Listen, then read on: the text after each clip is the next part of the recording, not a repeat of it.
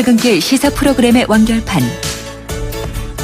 최영일의 YTN 뉴스 정면 승부.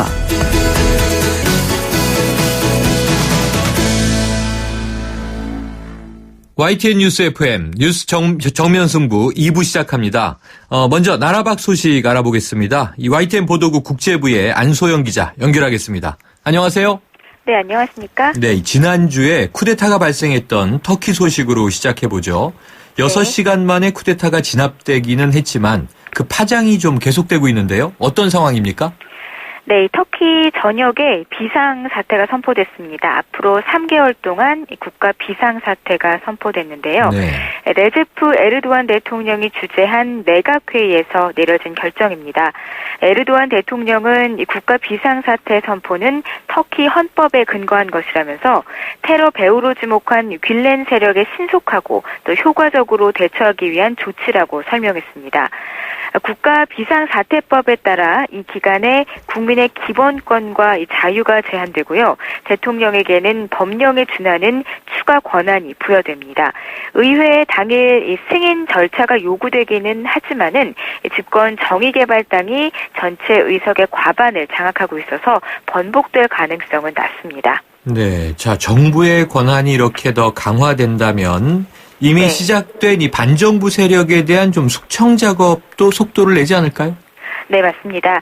터키 정부는 국가 비상사태 결정과 함께 쿠데타 동조 혐의로 대량 해고 등 이렇게 후속 조치를 이어가고 있는데요. 네. 지금까지 체포되거나 직위에서 해제된 군인, 공무원, 또 사립학교 직원이 6만여 명으로 늘었습니다.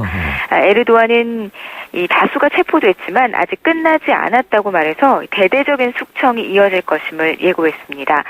무엇보다 이 사형제 부활 여부가 주목되는데요. 네. 내각회 이후에 구체적인 언급은 나오지 않았지만 에르도안은 민중의 요구를 근거로 사형제 도입을 검토하겠다는 입장이어서 향후 행보를 지켜봐야겠습니다.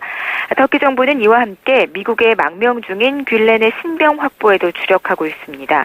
이 문제로 미국 측과 신경전을 벌이고 있는 상황인데요. 뷸렌의 신병을 넘겨달라고 압박하는 터키에 미국은 확실한 범법 행위 증거 없이는 곤란하다는 입장입니다.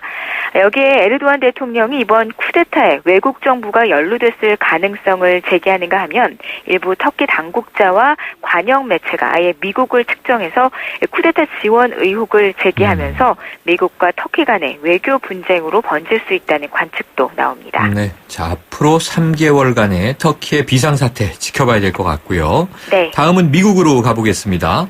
자, 공화당 전당대회 이제 셋째 날을 맞았는데요. 분위기가 좀 어떻습니까? 네, 공화당 안에서 이 도널드 트럼프에 대한 분열음이 계속되고 있습니다. 네. 공화당 경선 2위 주자인 테드 크루즈 상원 의원 끝내 트럼프에 대한 지지 선언을 거부했습니다. 크루즈 의원은 찬조 연설에서 대선 투표가 있는 11월 집에 머물지 말고 양심껏 투표하라고 주문했는데 양심 투표는 트럼프 당선을 저지하는 세력의 주장으로 트럼프 지지자들의 야유가 쏟아졌고요. 장내 소란이 빚어지기도 했습니다. 또 크루즈 의원이 야유 속의 연설을 마무리 지을 즈음에 트럼프가 청중석으로 깜짝 등장해서 주목을 받자 크루즈 의원이 서둘러 연설을 마무리하고 연단을 떠나는 상황도 있었습니다. 이에 따라 공화당 내 파열음이 나면서 당내 통합에 차질이 빚어지는 것 아니냐는 우려도 나오고 있습니다. 반면 트럼프의 경선 라이벌이었던 스캇 워커 위스콘신 주지사는 트럼프에 대한 지지를 공식 당부했고요. 또 마르코 루비오 상원 의원도 영상 메시지를 통해서 사실상 트럼프에 대한 지원을 얘기했습니다. 네. 지금까지 국제부에서 전해드렸습니다. 네, 오늘 소식 고맙습니다. 지금까지 감사합니다. YTN 국제부 안소영 기자였습니다.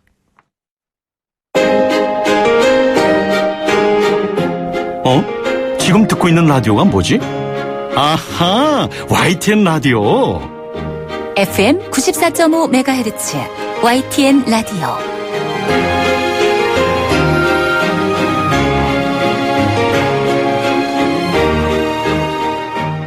네, 모른다, 아니다, 자, 우병우 청와대 민정수석이요. 자신에게 제기된 각종 의혹에 적극 반박하고 있지만 자, 석연치 않은 대목이 많은 것도 사실입니다. 검사장 구속 그리고 민정수석까지 의혹의 중심에 서면서 검찰 개혁의 목소리가 현안으로 부상하고 있는데요. 자, 당내 TF를 가동한 더불어민주당은 관련 입법에도 속도를 내고 있습니다. 국회의 법제사법위원회 위원이죠. 당내 민주주의 회복 TF에서 활동하고 있는 백혜련 의원 연결해서 좀 더 많은 얘기 나눠보겠습니다. 자, 백 의원님 나와 계시죠? 예, 안녕하세요. 네, 안녕하세요. 자, 이 우병우 민정수석을 둘러싼 의혹들이요. 네. 그야말로 고구마 줄기처럼 터져나오는 분위기입니다. 본인은 적극적으로 어제 해명을 했습니다만 의구심은 더 커지고 있고요. 자, 백 의원님 검사 출신이시죠? 네, 그렇습니다. 지금 여러 의혹들이 있는데 가장 의심스러운 대목이 있다면 어떤 건가요? 사실 지금 여러 가지 사원이 나오고 있는데요. 네. 이제 부동산 거래와 관련한 그것이 제일 문제가 많이 제기되고 있습니다. 네. 그런데 제가 볼 때는 일단 꼭 수사가 필요하다고 생각되는 것이 오히려 법조브로커 이민희 씨와의 관계에 대한 부분입니다. 네. 네. 사실 언론 보도에 의하면 그 이민희 씨 운전사라고 분께서 아주 증언이 구체적으로 진술을 하셨거든요. 네네. 그렇게 무슨 얼굴을 봤다 정도가 아니라 구체적인 장소까지 언급하면서 그런 진술이 나왔습니다. 그런데 네. 실제로 뭐 검찰에서는 불러서 물어봤더니 모른다고 했다는 그런 말로 그냥 덮어버렸는데요. 네. 사실은 지금 그 홍만표 사건에서도 보면 사실은 시작은 정말 단순한 그 폭행 사건에서 시작을 해가지고 네. 이렇게 나온 거 아닙니까? 네네. 근데 이렇게 구체적인 진술이 있는 상황이고 그리고 정은우 사건 관련해서 몰래 변론 의혹이 나오고 있는 상황이기 때문에 이 부분에 대한 수사는 꼭 해야 된다 이렇게 봅니다. 네, 어제 그 부분에 대해서는 절대 그런 바 없다. 모든 맡았던 사건은 다 이 선임계를 냈다 이렇게 얘기했어요. 네. 네, 그리고 지금 말씀하신 대로 이 운전기사의 증언, 이만희 씨 측의 운전기사 증언이죠.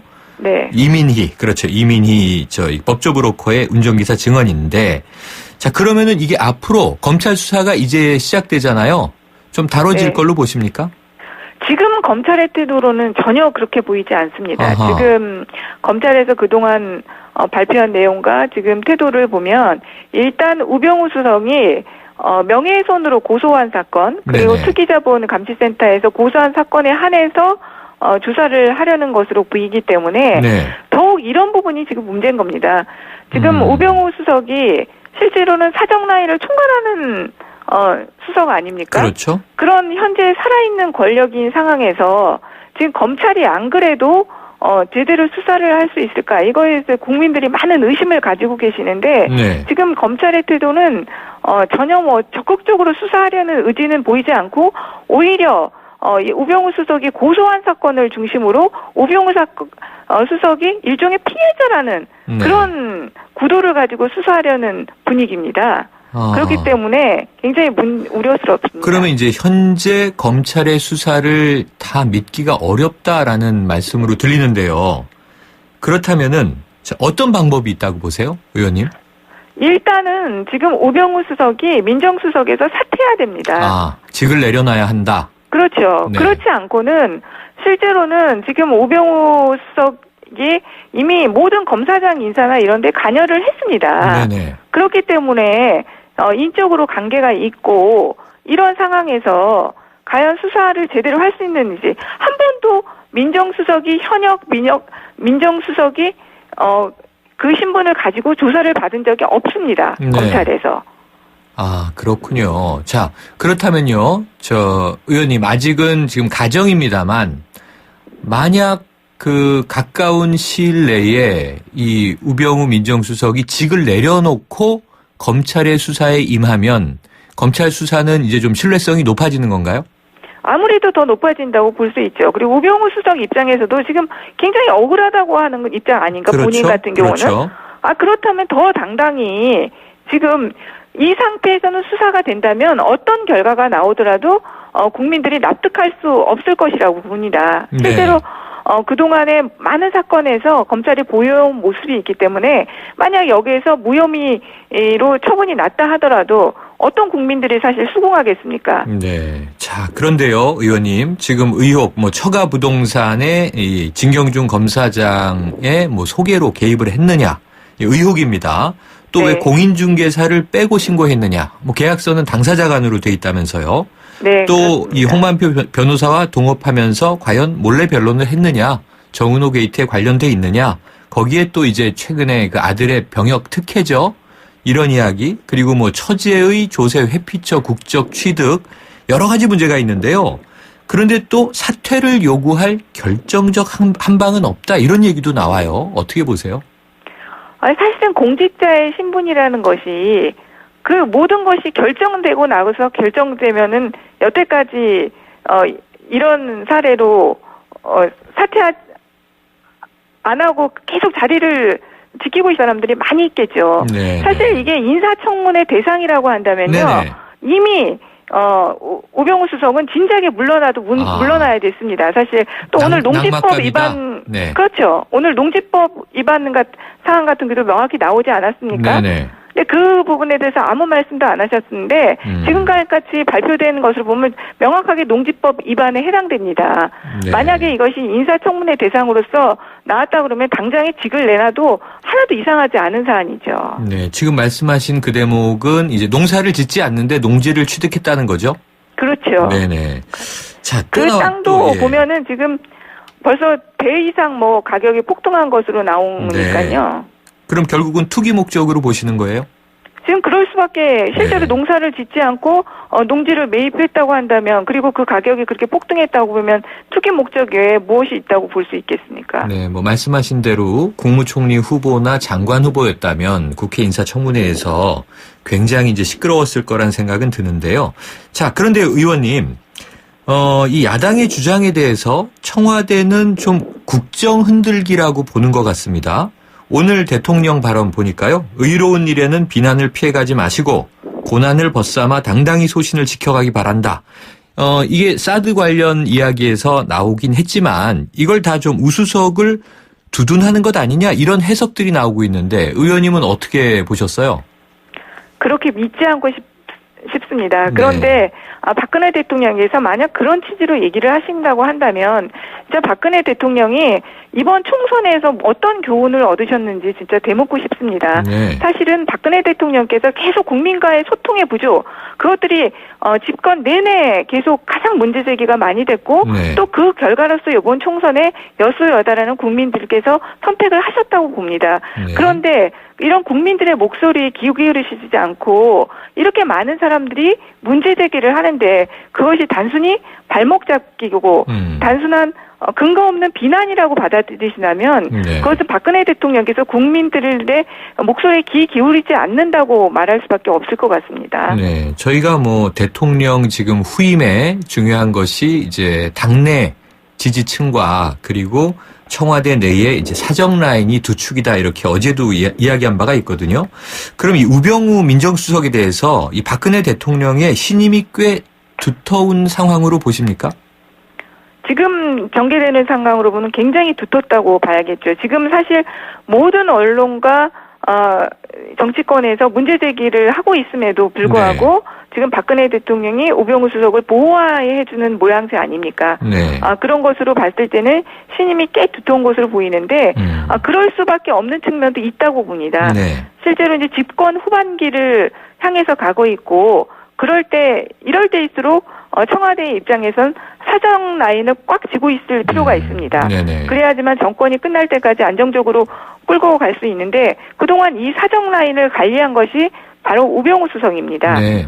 그리고 실제로 그동안 통제력이 있었기 때문에 박근혜 대통령 입장에서는 우병우 수석을 꼭 끝까지 끌고 가고 싶은 그런 마음이 있을 거라고 봅니다. 네, 그럴 수 있을 법한 생각은 든다는 이제 말씀이신데요. 자, 그런데 이 최근에 이 사건이 터지자 이 박지원 국민의당 원내대표가요, 우병우 사단이라는 말을 했어요. 정부 기관 이 도처에 요직을 차지하고 있는 우병우 사단이 있다. 자, 좀 파악하신 바 있습니까, 혹시? 가장 대표적인 것들이 그동안도 얘기 많이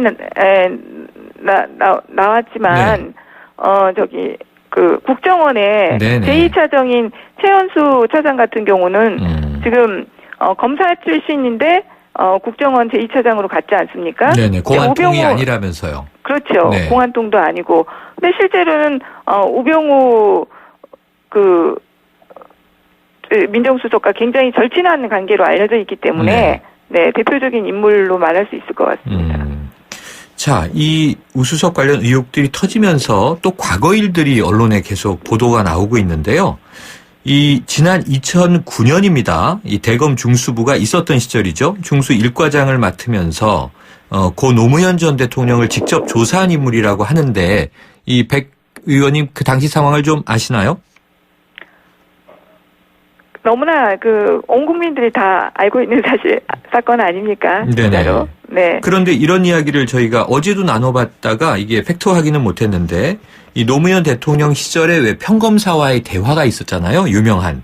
네. 그 당시에 이 현직 대통령에게 이 83학번이시냐 이런 질문을 했다고 하는데 그 당시의 평검사가 우병우 검사였다고 해요. 그때 대통령이 한 발언이 이쯤 되면 막 가자는 거지요. 굉장히 이제 유명한 발언 아닙니까? 네, 그렇습니다. 이게 우병우 검사가 맞는 것으로 확인이 됐는데 검사의 기계입니까? 아니면은 객기입니까? 엘리트 검사 특유의 오만함이라고 봐야겠죠. 네, 그거는. 근데 요 팩트를 송영길 의원이 이야기한 것으로 보도는 됐어요. 근데 백 의원님, 요 에피소드가 팩트인 건 맞나요? 저도 오늘 우리 당의 다른 의원님으로부터 그런 이야기가 있었다는 얘기를 들었습니다. 전해 들으셨군요. 네. 네. 그러니까 그 당시에 노무현 대통령께서 상고 출신이라는 건 대한민국 국민이 모두가 다 아는 사실 아닙니까? 근데 현직 검사가 그걸 몰랐다고 볼 수는 없을 것 같고요. 네. 일종의 조롱의 의미로 물었다고 볼 수밖에 없을 것 같습니다. 그렇다면 그거는 그야말로 대통령에 대한 진짜 조롱인 것이죠. 그러면은 이 당시에 2009년 당시에 저 백 의원님도 검사로 계셨죠? 예, 저도 검사였습니다. 네네. 이 상황을 그러면 그 조직 내에서 굉장히 좀 가깝게 지켜보셨을 텐데 그때 기억이 있으세요? 그때 대통령의 발언은 생각이 납니다. 이쯤 되면 막 가자는 거죠. 근데 그게 사실 어떤 질문에서 그렇게 나왔는지는 제가 기억이 나지 않았는데, 이걸 보고서 그때 상황이 이것이었구나. 이것을 알게 됐습니다. 네. 자, 최근에 아까 검찰이 수사 의지가 좀 없는 것 같다라는 이제 평도 해주셨고요. 지금 우병우 민정수석을 둘러싼 고소고발 사건이 다 조사 일부에 배당됐다. 저희가 조금 전 브리핑에서 그렇게 전해드렸는데요. 수사 의지가 취약한 거 아니냐? 어떤 측면에서 그런 겁니까? 다시 한번 확인해 주시면.